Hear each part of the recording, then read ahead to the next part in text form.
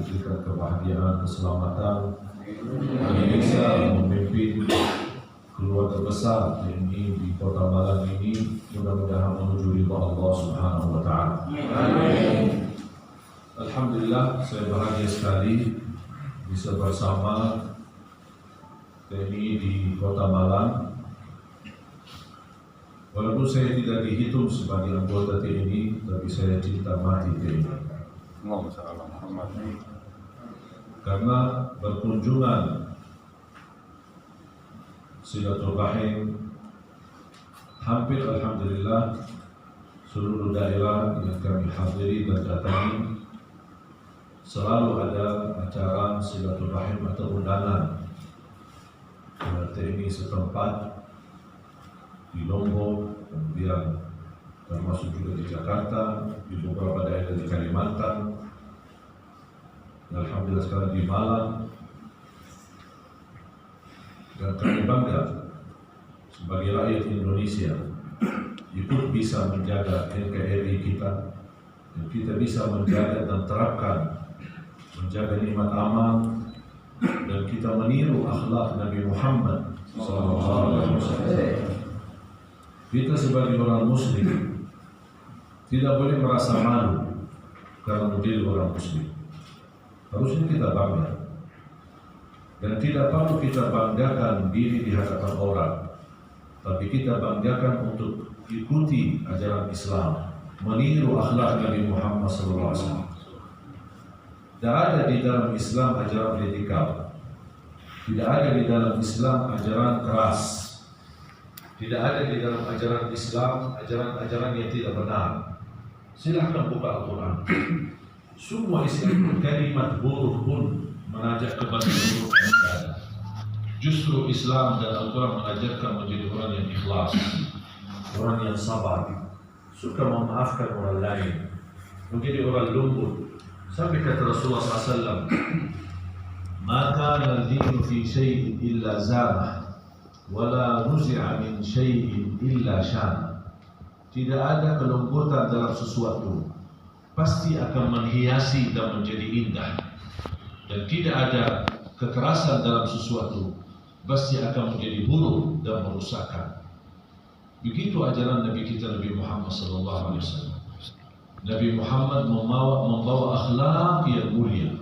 Sampai Allah gambarkan dalam suratul Qalam, wa innaka la'ala khuluqin 'azim. Sungguh engkau wahai Muhammad memiliki akhlak yang sangat agung, bukan lagi sangat mulia. Lebih tinggi daripada kata mulia adalah agung. Nabi kita Nabi Muhammad SAW diutus oleh Allah untuk mensempurnakan agama Islam. Kalau saya boleh mengambil kesimpulan dari inti pada Islam, inti daripada Al-Quran, saya ambil Islam dari A sampai Z, Al-Quran dari Al-Fatihah sampai An-Nas, dan saya kumpulkan semua rangkaian agama, dan saya singkatkan, saya padatkan, dan mengambil kesimpulan satu tema dari kesimpulan seluruh isi agama itu. Tidak ada yang lebih mulia daripada akhlakul karimah, akhlak yang agung. Dan itu inti daripada Islam. Bahkan Rasulullah diutus oleh Allah menjadi Nabi untuk menyempurnakan akhlak. Tapi mohon maaf, kapan kira-kira bisa dikatakan ini orang akhlaknya baik atau mulia? Bukan di saat lagi santai, bukan di saat lagi relax, bukan di saat lagi duduk manis. Ini orang tawadu, ini Masya Allah, orang-orang luar biasa akhlaknya. Itu tidak bisa dinilai. Kapan dinilai akhlak seorang? Ketika tertekan ujian, tertekan amarahan, tertekan emosi. Di situ akan terlihat apakah dia bisa praktis mengamalkan, atau dia respon, komentar, perilaku, apakah sesuai akhlak Nabi Muhammad, atau dia terpengaruhi dengan akhlak jahiliyah. Ketika kita tertekan, sejauh mana kita mampu menahan amarahan kita. Dan saya belajar tidak pernah marah, karena amarahan tidak akan merubah takdir. Justru marah kita akan mengakibatkan yang lebih buruk. Santai-santai aja. Orang yang menghina martabat kita, ketahuilah tidak akan menurunkan martabat kita dari mulutnya orang. Kalau kita orang mulia, dia tetap jadi mulia, tidak akan mempengaruhi martabat kita karena orang berbicara yang tidak baik terhadap kita. Saya pernah ketika waktu haji, dan waktu itu beberapa tahun lalu diadakan kereta baru. Ada kereta baru khusus di dalam kota Makkah mengantar jamaah haji ke memfasilitasi jamaah haji untuk titik dari manasik, dari Arafah ke Muzdalifah ke Mina ke Masjidil Haram, supaya mereka lebih permudah transportasi untuk mereka. Namanya kereta baru, semua jamaah haji penasaran. Terus mereka meributkan dan berlomba-lomba untuk duluan naik bis karena terbatas. Saya waktu itu ikut bersama jamaah. Tiba-tiba namanya orang gesa-gesaan, saya di depan, orang di belakang saya mendorong saya. Pasti yang di belakang saya didorong oleh orang belakangnya. Saya terpaksa mendorong orang yang di depan saya, jatuh. Terus orang yang di depan saya nampaknya kesal. Dia mempandangi saya melihat wajahnya sudah marah, matanya merah. Dia bilang, "Anjing kamu, anjing." Saya langsung,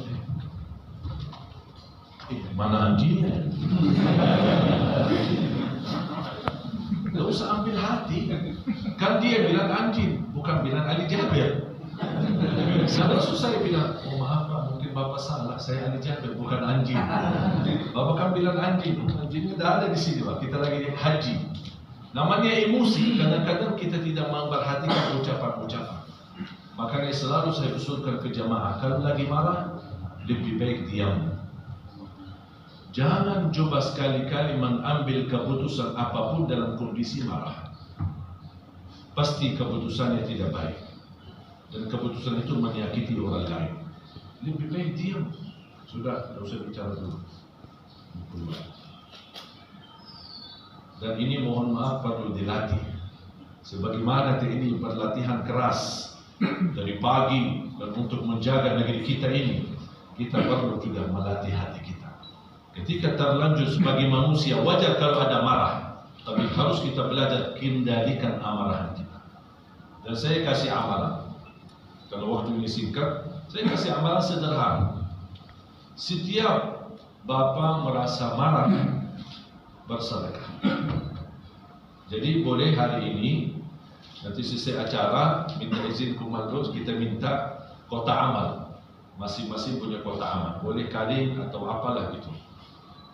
Dan tulis di atas kota amal ini, obat mengatasi amarah. Mengobati amarah kita. Dan setiap marah, isi kota amal. Marah lagi, isi 100 kali marah, 100 kali sedekah. Belajar supaya, dan setiap isi sedekah, ya Allah, saya orangnya suka emosi, sedikit-sedikit marah, sedikit-sedikit marah, sedikit-sedikit kesal sama istri kita, sama anak kita, apapun. Dan tertekan, barangkali tugas, kita menjalani tugas, dapat tekanan dari petugas yang memberikan, kita merasa terbeban, ada muncul emosi, tahankan emosi. Jangan sampai keluarkan emosinya, diamkan supaya ini bisa adem. Kalau lagi duduk, kalau lagi berdiri, kata Rasulullah, di dalam kondisi marah, duduk kata Rasulullah. Kalau lagi duduk, berbaring kata Rasulullah. Kalau bisa segera ambil air wudu, karena air wudu mampu memadamkan amarahan kita. Karena syaitan sedang menggoda kita supaya tambah marah, tapi kita madamkan amarahan kita dengan air wudu. Ketika isi sedekah, ya Allah, aku mohon dengan berkat sedekah ini obati kebiasaan saya suka marah selalu. Mudah-mudahan dengan rutin kita bersedekah, insya Allah akan terobati sifat amarah kita. Karena sifat marah sifat syaitan, bukan sifat rahman. Ada seorang sahabat datang kepada Rasul, ya Rasulullah, minta wasiat, minta amalan. Sama seperti kita kalau ketemu guru atau kiai, izin Pak, minta amalan. Sahabat pun minta amalan sama Rasul. Apa kata Rasul? La taghdab, jangan marah. Ada lagi ya Rasulullah, Rasul ulang lagi, la taghdab, jangan marah. Ada lagi amalan ya Rasulullah yang lain, La taghdab, jangan marah sampai 3 kali. Betapa luar biasa kalau kita mampu menahan amarah kita. Bahkan orang yang mampu menahan amarahannya berarti dia mendapatkan jaminan surga. Sebagaimana Allah berfirman di surat Ali Imran surah ketiga ayat 133 dan 134. Di situ Allah terangkan sifat muttaqin. Di antara sifat muttaqin, mereka mampu menahan emosi, kendalikan amarahannya. Dan insya Allah dengan amalan kita bersedekah, insya Allah akan mampu terobati hati dan terobati jiwa kita dari sifat amarahan. Saya akhiri satu kisah. Karena ini kan singkat, pertemuan yang singkat. Kalau saya habiskan waktu lama nanti tidak diundang lagi. Karena saya sekarang singkat biar tidak rindu diundang lagi. Saya ada satu kisah. Saya sudah belajar dan bertambah yakin dengan saya mendapatkan ujian, musibah, saya ditusuk. Saya mendapatkan pelajaran kita hidup di dunia ini disertai takdir. Tidak ada sesuatu yang terjadi kebetulan. Semua sudah ditakdirkan oleh Allah Subhanahu wa Ta'ala. Makanya saya ketika menerima takdir, saya menerima dari lapang dada. Kenapa? Karena saya yakini takdir itu dari Allah. Makanya saya tidak pernah berkata selain Alhamdulillah. Ini darimu ya Allah, saya masih berkata memuji. Saya akan kasih satu kisah. Mungkin kisah ini, cerita ini membuka wawasan. Karena subhanallah Bapak jamaah sekalian, takdir ini sangat rahasia, sangat dalam. Sampai sekarang, ulama belum bisa membongkarkan makna takdir itu. Ada apa di dalam dunia takdir? Banyak hikmah yang dibalik keburukan. Memang awalnya takdir itu buruk, tapi di belakang keburukan banyak hikmah dan banyak kemuliaan yang kita dapat. Ada seorang guru ngaji keluar dari sekolahannya. Dia naik bis minibus yang ada pintu kanan kiri sama ada belakang. Dia dapat seat kosong di sebelah, di sampingnya supir. Dia duduk. Bisnya jalan. Di tengah jalan ada orang preman di depan menghentikan bis. Bisnya berhenti. Tiba-tiba orang preman ini datang dari samping mobil. Dia buka pintu, megang bajunya guru ngaji yang dia keluarkan dia dari mobil dan buang di jalan. Dengan cara hina, dengan cara tidak menghargai orang. Kemudian dia naik bis itu dan dia minta sama supir, ayo jalan, jalan. Dia jalan, supir tidak berani jalan. Si guru ini kesal, marah, emosi, sampai dia bersumpah, demi Allah kalau saya punya senjata di saat itu saya akan tembak dia mati. Kok saya dibuang dari mobil, diusir dari mobil, dibuang saya di tengah jalan, saya tidak dihargai, marah dia, emosi. Sambil menunggu bis berikutnya datang bis dan dia naik. Di dalam perjalanan dia menemukan di depan ada kecelakaan sampai kebakaran api, kelihatan api dari jauh. Mendekati tempat kecelakaan, ternyata bis yang dikeluarkan dari bis itu kecelakaan mobil di depan. Terjadi kebakaran dan preman salah satunya yang mati kebakar di dalam mobil. Begitu dia lihat musisi setnya yang dulu dia di situ, Allah ganti dengan orang preman dan Allah Subhanahu wa Ta'ala memberikan kecelakaan dan dia selamat karena preman yang keluarkan dia dari mobil. Begitu dia lihat preman yang mati, dia sujud syukur. Terima kasih ya Allah, kiriman preman untuk selamatkan saya dari kematian.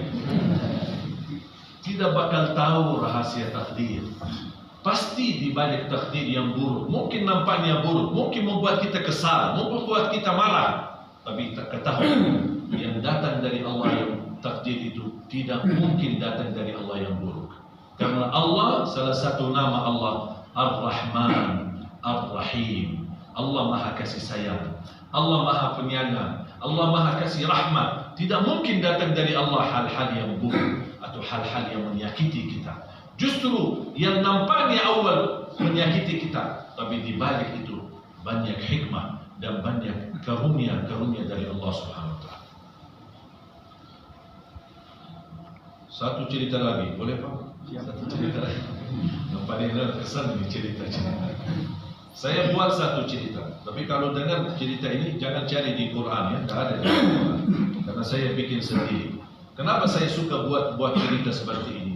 Saya ingin memberikan pelajaran yang singkat tapi bisa masuk dan juga membuka wawasan supaya kita faham ternyata takdir itu kebaikan dari Allah. Proses Allah punya berbagai macam cara untuk menabulkan hajat kita, tapi kadang-kadang proses terkabul hajat kita semestinya kadang-kadang prosesnya melalui ujian.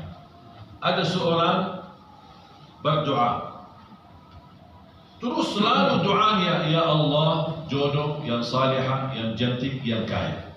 Itu aja doanya. Pergi kemana-mana doanya itu aja. Waktu dia tahajud itu aja doanya. Ya Allah, mohon jodoh yang salihah, yang cantik, yang kaya. Dapat rezeki, pergi haji. Sepanjang tawaf sampai 7 kali, itu aja doanya, dari yang lain. Dia tidak minta ampun, tidak minta rahmat, tidak minta barakah, tidak minta rezeki, itu aja doanya. Ya Allah, jodoh yang salihah, yang cantik, yang kaya. Sampai ada orang di sampingnya, semenjak saya kenal bapak itu aja doanya. Dia bilang, ini urusan saya sama Allah, kenapa kamu ikut campur? Memang Islam mengizinkan bebas kita berdoa selama doa itu halal, selama doa itu baik. Islam membebaskan. Bagaimanapun cara doa kita tidak apa-apa. Dia Safa Marwah Sa'i 7 kali, itu aja doanya. Sampai ada orang tanya, aku penasaran. Kalau minta jodoh salihah cantik wajar, kok minta yang kaya lagi? Apa maksudnya kamu? Pak, saya orang susah. Susah sebelum nikah, masa susah habis nikah? Saya minta yang kaya, yang berubah nasib saya menjadi lebih baik. Ya itu namanya doa, kita bebas selama doa itu baik. Habis itu, dia pulang ke tanah air, habis haji. Menikmati dan lagi membayangkan. Dia tidak fikir hajinya sudah mabrur atau tidak. Tapi dia memfikirkan, kapan ketemu jodoh? Ya selama ini saya doa. Di dalam perjalanan dia masuk gang di kampung. Tiba-tiba muncul anjing, dikejar anjing. Semakin dikejar anjing, dia malah lari. Semakin lari, dikejar lagi anjing. Sampai anjing berhasil gigit kakinya.